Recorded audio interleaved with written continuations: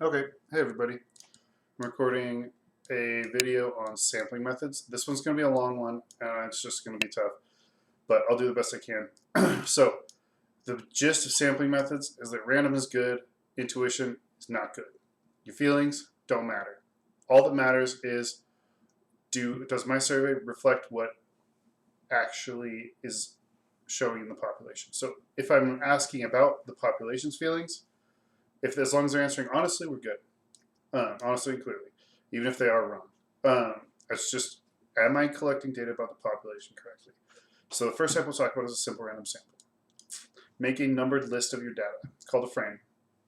Use a random tool to select numbers off that list, and then discuss if any repeats affect anything in your survey.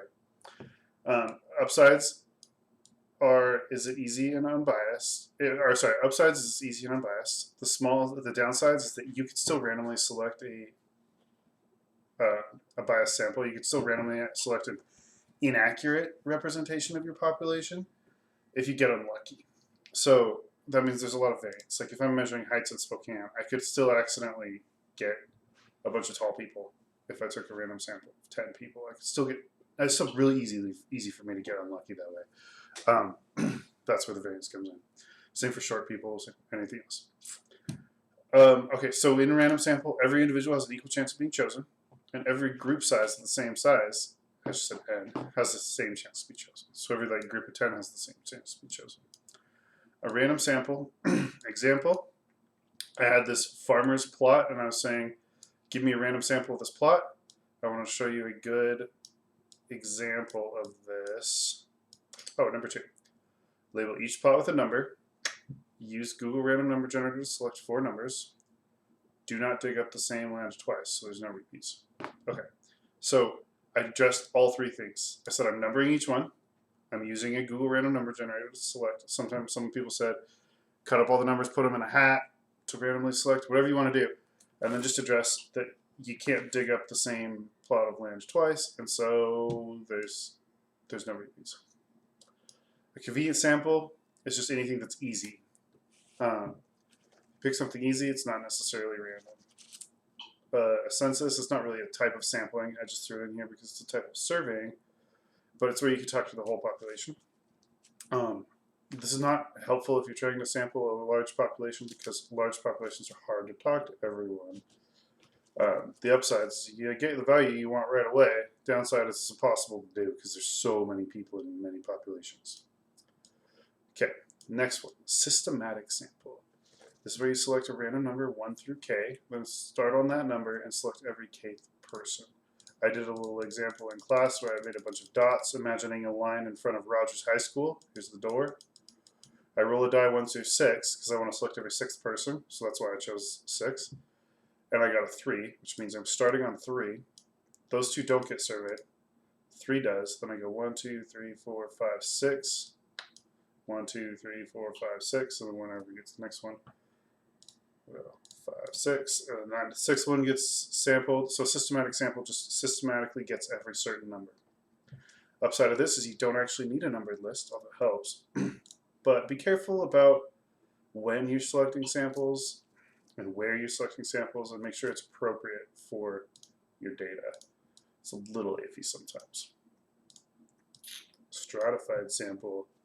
This is where you split the population into like groups, and you randomly sample one or some from each group proportionally. Meaning, if the groups are different sizes, you want to take like a percentage from each group instead of like 2 from each group, because then the small size will get overrepresented. So, an example would be to survey 10% of each department at Rogers of teachers. So, like the math department, English department, art department, to figure out each teacher's opinions on something. An art department, though, is less people than an English department, which is the biggest typically. So if I select 1 from each department, that art teacher is representing only 3 teachers, while the English teacher is representing 20 teachers. So is that fair? Should those 3 teachers get more representation than the 20 English teachers? Not necessarily. So, especially if it's not about subject matter or something like that. So, anyway. If you're looking for accurate information, you want to know what the group thinks. You can't overrepresent a group or underrepresent a group. So the upside is you get representation from everyone. If you mess up, though, and you don't hit a subgroup well, you might get under coverage. You actually accidentally might overrepresent a group too, like the art teachers. Okay, last one oftentimes gets confused with stratified. There's a cluster sample. A cluster sample is you take everyone in a group or a few groups, but you randomly select those groups. So an example is we've got a bunch of classrooms at Rogers, and I want to know the students' opinions about advisory. So I'm doing different colors and everything is grouped. So I'll like go into each advisory.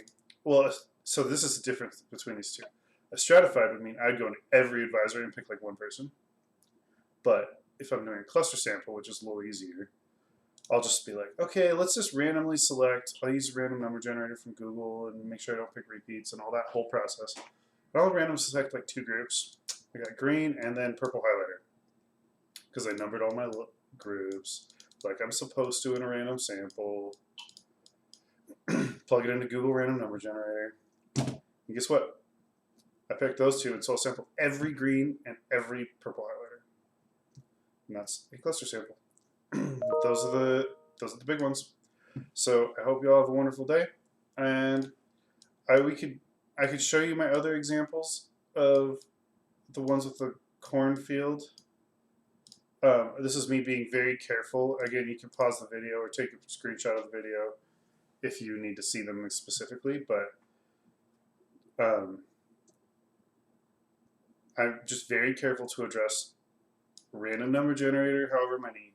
I'm very careful to address make a list, a numbered list, and I'm very careful to suggest watch out for repeats. Like even in this one, watch out for repeats. So even in all of my other sampling methods, I have all these different kinds.